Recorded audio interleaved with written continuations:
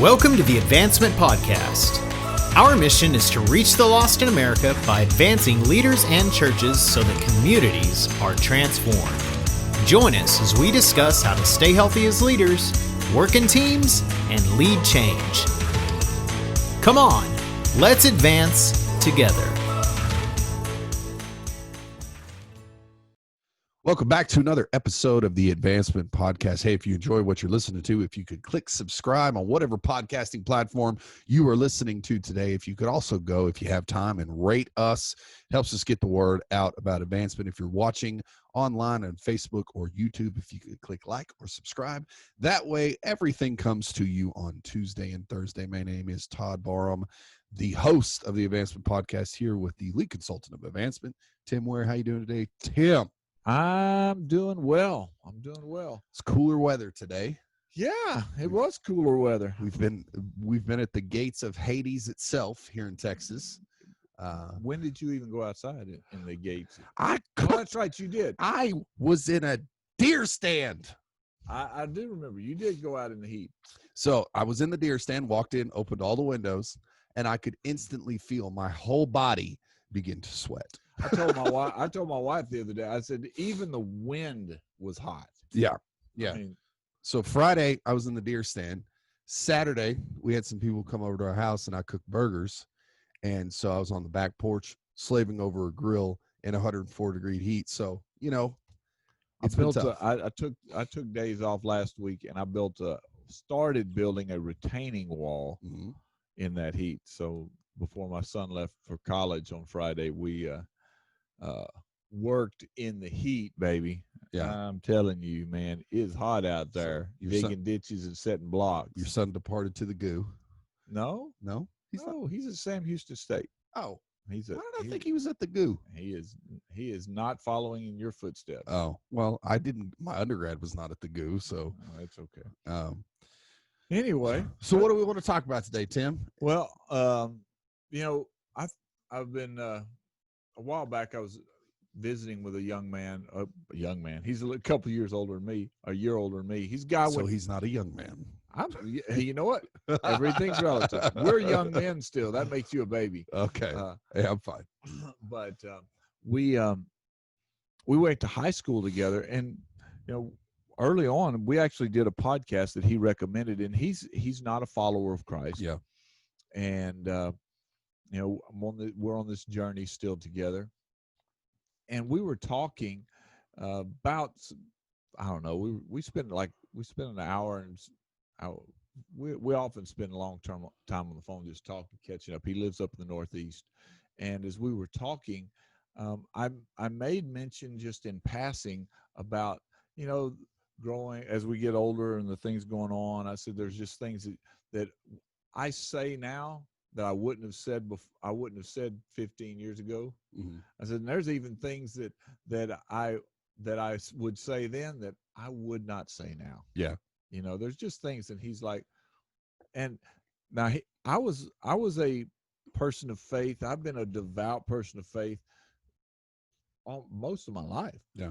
And by far, so he knew me in high school as the FCA guy and all those things, and he's like, what is it that you wouldn't say?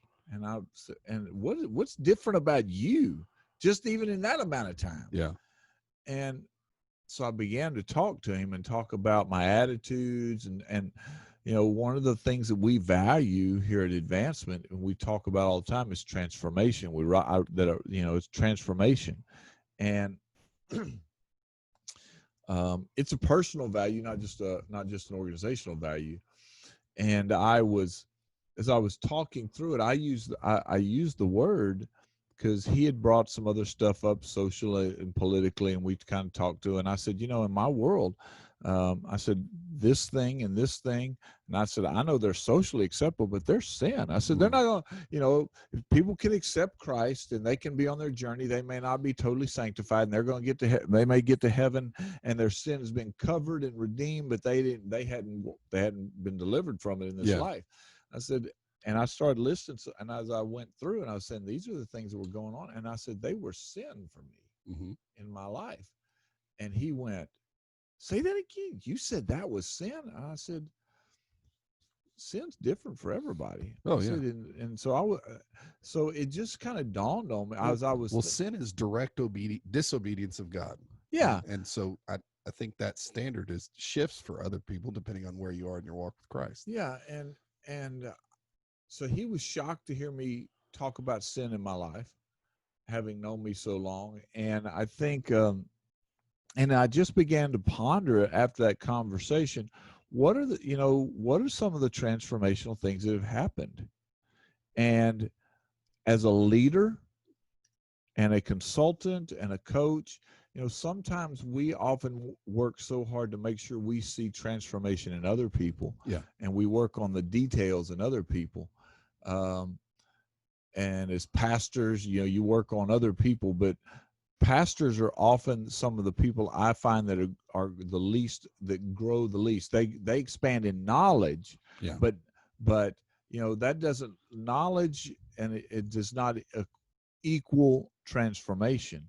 Well, we're stuck in our bubbles sometimes. Yeah, and we're it's more than just being stuck in a bubble. I think that you can learn stuff, but that doesn't mean you always understand it. Oh, yeah. Sure. And so I just was going back over it, and I realized that some of the things that had changed in my life are things that some of them you and I've talked about privately, and I've talked about with other leaders. And I just thought it might be interesting for our listeners to hear some of the transformation and where the Lord has been leading me and the practical steps I took in my journey. And because I know that I'm not the only leader, especially if there's type A or they're driven or whatever. And as I watch social media in this day and time with elections coming, and we're in the middle of this election and things, just all these things, that just dawned on me that these are some leadership principles that I learned from somebody else, but they were transformational to me in the steps I took. So, and the first one that as I started thinking about it, truth is, all of these, but there's an encompassing component about humility. Yeah. But we'll talk about that in a future episode, which is very lacking in our world right now. Well, we'll talk. I really am I'm hoping to have somebody join us, and let's do 2 or 3 episodes on walking in humility.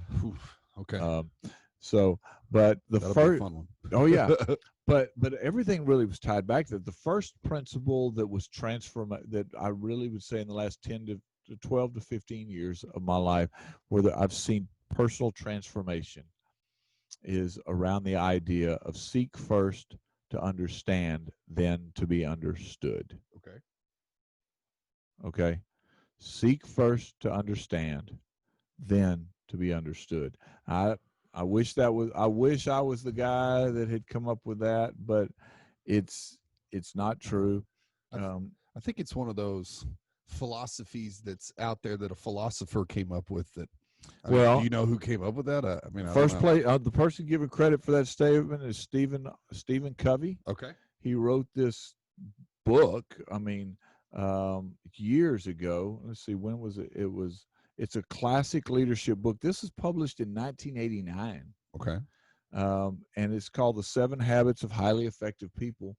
And one of the habits that he lists in there is seek first to understand, and then to be understood. We were making a joke at the house the other night. The kids were about, I don't remember how we got on the topic, but about being picked first, who's picked first, who's picked last. And they said, you don't get a vote, talking to me. They said, you don't get a vote because you were never picked last. Oh, okay. I said, yes, I was. Sometimes I was picked last on the ball, when we were on the, outside playing basketball they said, oh, so you were last among all the jocks in one sport where they didn't even need everybody on the team, and they said, well, you just weren't picked last. And as I started thinking about it, I was successful. I was an honor student. I was a athlete. You could be in the major leagues right now, right? Too. Well, I don't know. I don't know You'd that probably be retired by now, but I don't know that. I don't know that I was good enough to make it. That I had a chance to play college baseball. Yes. So I was a pretty good athlete. Okay. I was above average athlete. I was above average in academics. I was all state in choir and in solo and ensemble and those things. So I was I had success in a lot of areas, and with that success, there comes arrogance. Yeah. And I was an arrogant. I became an arrogant person, and when with that arrogance meant that I spent 90% of my communication efforts trying to make sure that people understood me. Yeah. Because I had the answer. I was the right guy. I was the man, because it was about you needed to hear me. You need to understand me. And when I read that book, there was a kind of a shock and awe moment because Jesus was already working in me, and it was it put a pause on my life. Okay. And so thank you, Stephen Covey, who's not with us anymore. He's gone on. He's passed away. But, through that was that first thought, the idea that I needed to understand, because I just assumed what the other part of that arrogance goes, that I assumed I understood the situation quickly, and that I understood enough that it was good. And then it rolled back to me, that narcissism that was developing in my life, that it was about me. And so there's this transformation that comes with, and I haven't conquered this. I'm not going to lie, but this is a big piece in me to being, trying to understand people and situations better. And when I understand them, I've found that I connect better with people. Okay. Because people connect when they talk, not when you talk. Yep. And so having to learn to listen. And I would say that in my life, seeking to understand, really the greatest impact was it made me, it forced me to actually develop the skill of listening, which I had not developed. I had not developed that in my life. And I don't know that most people develop that skill very well. Mm-hmm. So that's the first one. So why do you, especially for us as pastors and church leaders, and that's most of our audience. Mm-hmm. If you're not, that's okay. But that's primarily the audience we're speaking to. Why do you think it's so important for us to develop the skill to seek to understand than to be understood? Well, because most of us are communicators, so our job is to be understood. We're tellers. Yeah. But what I have learned, we're taught in Bible college to exegete the scripture. Yeah. But what we don't do is we don't always understand. We assume the needs of our community. We assume the needs of our congregation based on who we are. Yeah. The best communicators always understand their audience. We don't take time. I would say that COVID has revealed that the church does not understand society very well. Okay.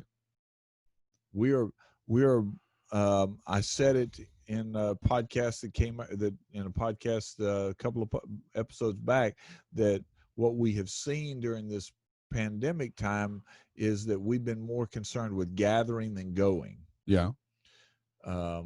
But part of that's because I don't think we understand the people around us. We don't understand the harvest. Right. So we need to understand. We need to understand our audience.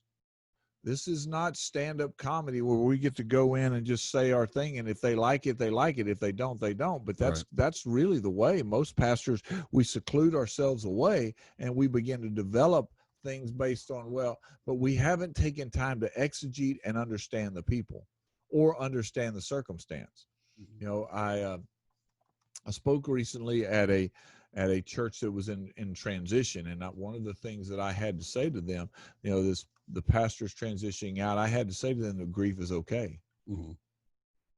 Grief is okay. Change is happening, and grief is there. To acknowledge, I have to understand that this is the moment that they're in, and usually the habit of many leaders and many communicators is to come in and say, I have a message that I think is right. Yeah. And John chapter 4, Jesus is sitting there, and it's the well. And here comes the woman. She's coming to the well. This is not the moment he gives the bread of life speech. Right. This is when he talks about living water. Why? Because context matters. Right. You know, there's something about understanding the moment, understanding the circumstances, understanding. It's not just about understanding the scripture, but it's understanding how those things work. And so to find that, I don't know that we have always spent time really seeking to understand. Yeah. Let's take a moment and hear a word about advancement. This is Brian Hyatt, lead pastor at Cornerstone Church in Rowlett, Texas. I'm so thankful for the relationship that I have with Tim and the entire advancement team. Tim is invested in Cornerstone and myself, and we have seen tremendous results. Our attendance and giving are up 20 to 25% since we implemented the key strategies that he brought. Advancement has also helped us develop leaders so we have a more balanced team approach to ministry. For more information, please go to www.advancement.cc. You won't regret it. Now let's get back to the podcast. What suggestions would you make to church leaders to better understand the society they live in?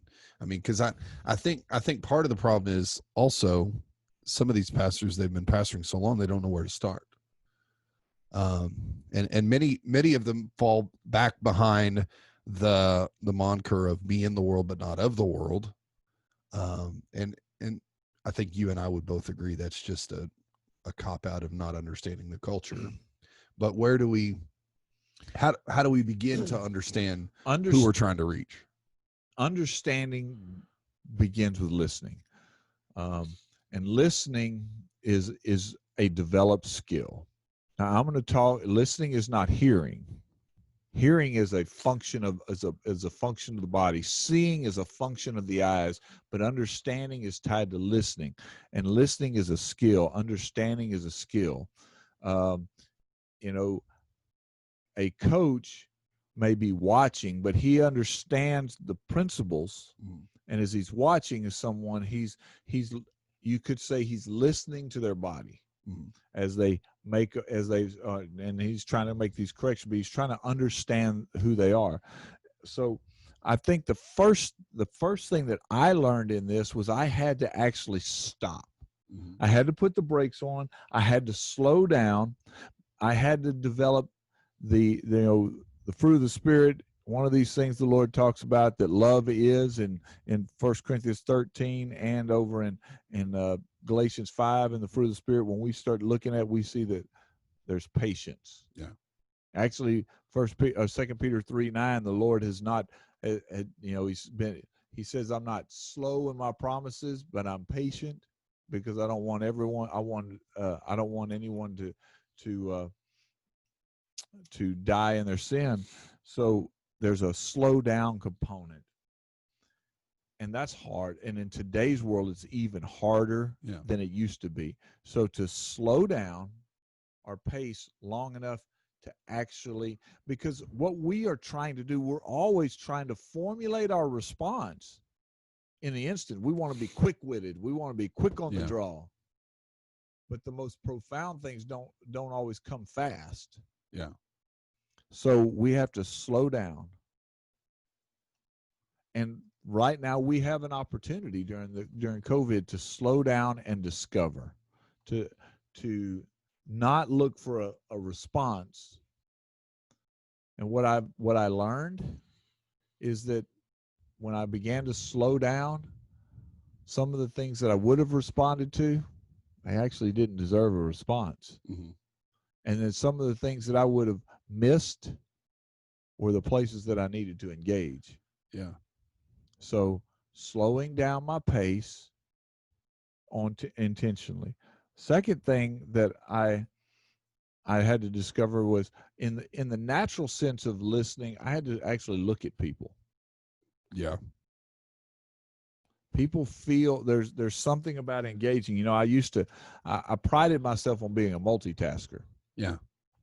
And back when I was in the corporate world, I would have guys come into my office and I'm working on something, and I would say, "Go ahead, tell me what's up." And I would do multiple things. And I had a guy say to me, "Would you please look at me?" Yeah. And then Rachel would tell me, "Please look at me." And I discovered the engagement piece.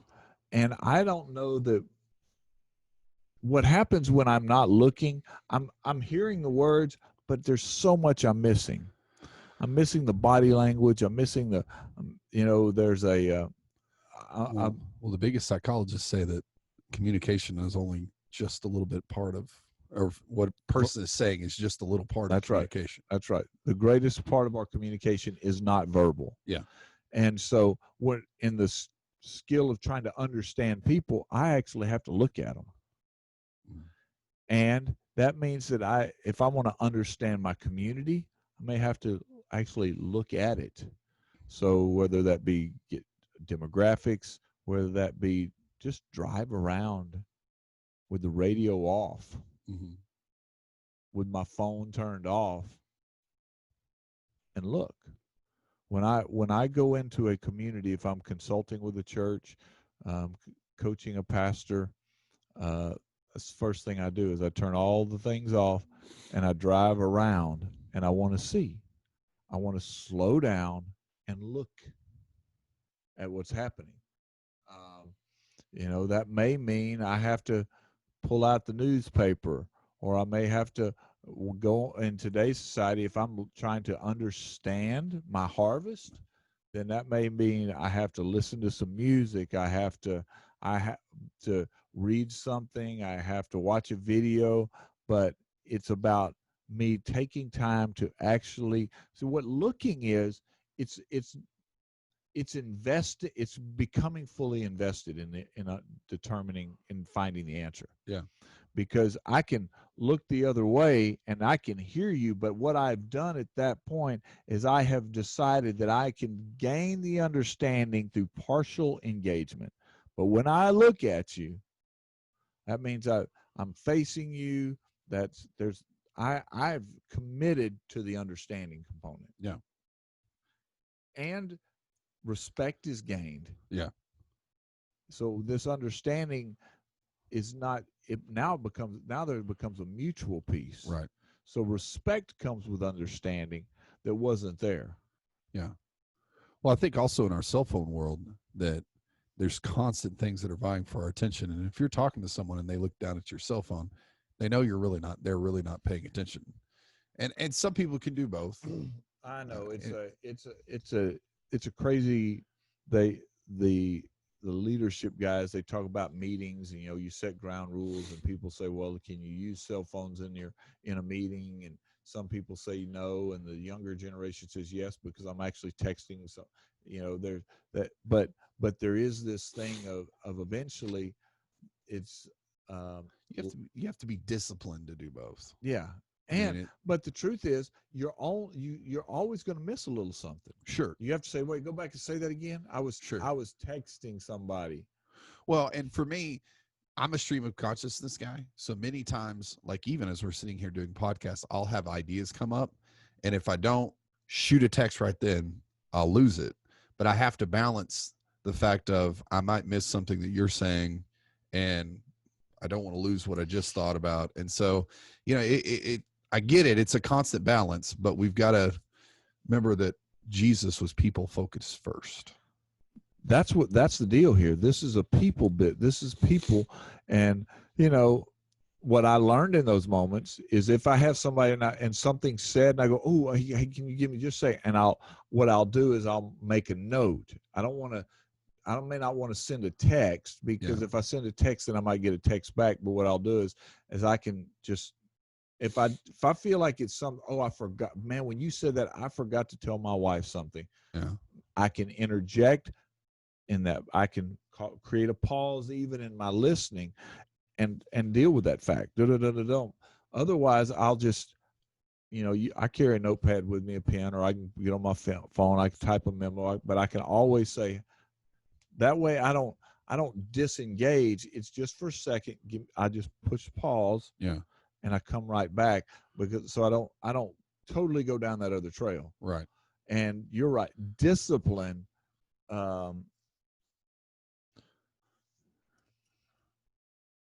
This is hard for me. Okay, I'm ADD. I'm actually, if I was a kid now, they would have diagnosed me with ADHD with the way I behaved when I was 5 and 6 and 7. They would have given you medicine. Oh, I was on medicine. Oh, okay. Yeah, I was. If I understand it correctly, I was probably one of the first 10,000 kids in America ever on Ritalin. Oh, well, okay. Yeah, you were the test group. Well, after it was approved, after it was approved by the FDA and stuff back in the day. Yeah, I was on Ritalin when I was 2 years old. Yeah, you're dating yourself here, Tim. Yeah, so that tells people something. So, point is, yeah, and when I went into kindergarten, they wouldn't let us go to school medicated, so I came off of it. Oh, okay. Wow. Okay. All right. So that's the era I grew up in. So the idea of discipline and controlling myself to look at people. So I've developed habits. I mean, if you ever pay attention when we've been out to eat, I'm rubbing. I don't drink through my straw when they give it to me at the restaurant. I curl it up and I keep curling it and I keep curling. Yeah. Yeah, you do. You're a curler. I do that. I find something to fidget with. Yeah. And that I can fidget down low on the table where it's not up high, and and hopefully it's not distracting. Although I've taken ink pens and I just rub on them like that. Mm. So I do something because it takes so much. I have to dissipate my extra energy. Yeah. But people are so important that what I found out is they're worth it. Yeah. If I want to understand them. The third thing that I say is that there has to be in learning to listen is first there's slow down and stop trying to respond, patience. Second is to get engaged. That's why I say look, but it's getting engaged. And the third thing is we have to practice what's called active listening. Okay. So when you're in grade school, actually in our undergrad, up through your undergrad, the majority of the work that we do, that we're tested on, the way tests are given, is there's multiple choice, fill in the blanks, short answer. But when you get to grad school, they ask you to start writing papers. Yeah. You write a lot of papers. You write a lot of papers. To get my master's. You have big length. You have everything's this long. You have to write a thesis at the end in most masters. Yeah. I mean, there are some that have a comprehensive exam, but like my master's degree, I had to write a thesis that was I think I wrote 94 pages. Whew. Yeah. And then if you want to go to the next level, then every course almost has the same 75 to 100 page paper that you wrote for your master's, like every class. And at the end of your doctorate, you write a dissertation, which could be hundreds of pages. Yeah. So the idea is that the farther you go, the more you have to be able to communicate that you understand. You can't just regurgitate information. Right. You have to recommunicate it. So in active listening, what I'll say, and you've heard me say this, and you've even been taught some of this in some of the training that I asked you to go through, is you repeat it back to somebody. Say, okay, so I think this is what I felt like I heard you say, and I'll say it back to them differently. Yeah. Intentionally, because if I can say it differently and they say yes, then I understand. Then I've got a clear picture. And so that's in 101. And if I'm looking at a culture, I'm looking at a congregation, then sometimes I have to have a conversation where I say, okay, this is what I see. Or, I have to go to a place, somebody who's in that culture and in that situation, and test it and say, okay, I love to have these conversations. I do it a lot with Gen Z guys, and when we were working in the inner city or wherever I go, and I'll say, okay, so this is is this what's happening in this community? Did I understand this right? Mm-hmm. So active listening says that before, I don't assume that I confirm it by saying it back or asking a confirming question. So that's the third step, is that I look for confirmation so that to clarify or to confirm that I do understand. Sure. So that's 3 steps: patience, slow down, get engaged by looking, but get engaged, and then be active in your listening. It's taken me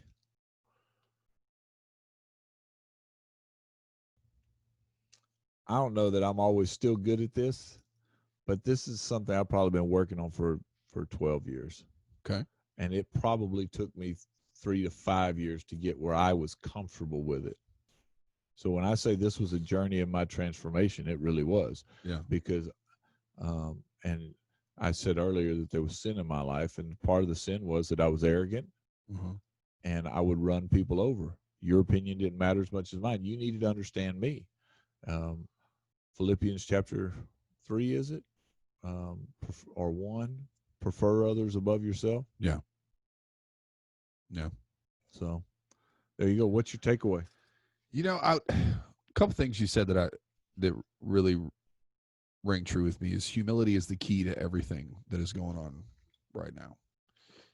It's especially right now, you don't see a lot of humility, and that love is patience. If we're going to love our world, that's not always a quick thing, and we have to be patient with them as we love them through what's going on, especially during the Corona pandemic, when you have 15 different opinions on something. Oh my gosh. You have to be, as a pastor, I'm finding myself, instead of listening to people's concerns, telling them why they should not have those concerns. Yeah. Yeah. And, because I'm an explainer, that's what I do. And so trying to meet people where they are and love them patiently is very hard during this time. Well, I spoke at your church recently, and if you remember, that patience piece shows up in I quoted it earlier today in this episode, 2 Peter 3:9, that the entire reason that the Lord has held back the return of Christ is because of patience. Yeah. And it's not a patience for the church, but it's a patience that there are some more people. He's giving us an opportunity to reach into the harvest. Yeah. So go understand your harvest. Yeah. Love it. Yeah. Well, thanks, Tim. All right. There we go. We'll catch you next time on the Advancement Podcast. If you would like to keep this content coming, all Tim and Todd ask is $1 per show. See how to give, maybe even sponsor an episode or series on the website advancement.cc. Until next week, continue to advance the mission of Jesus.